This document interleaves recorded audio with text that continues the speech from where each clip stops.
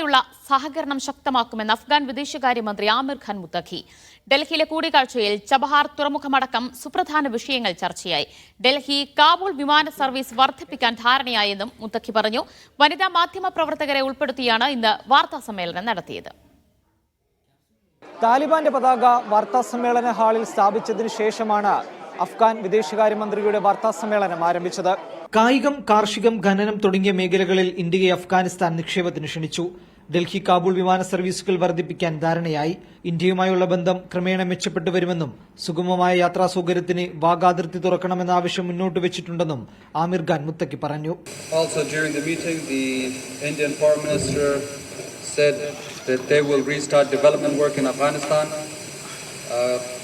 The half-built or half-constructed projects will be completed, and those that are completed, their maintenance work will also begin.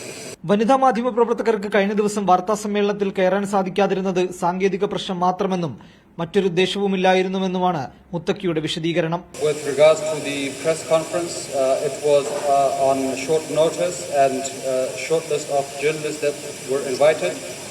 The participation list was presented and it was very specific. It was more a technical issue and no other problems. സ്ത്രീകൾക്ക് വിദ്യാഭ്യാസം ഹറാമായി ഞങ്ങൾ പ്രഖ്യാപിച്ചിട്ടില്ല. സ്കൂളിൽ 2.8 ദശലക്ഷം പെൺകുട്ടികൾ പഠിക്കുന്നുണ്ടെന്നും മന്ത്രി പറഞ്ഞു. Currently at this very moment we have 10 million students attending schools and other education institutes, of which 2.8 million are women and girls, and that does not mean that we oppose education. We have not declared it religiously haram. ഇന്ന് നിശ്ചയിച്ച മുത്തഖിയുടെ താജ്മഹൽ സന്ദർശനം അവസാന നിമിഷം റദ്ദാക്കി. തൗഫീഖ് Aslam, media 1, Delhi.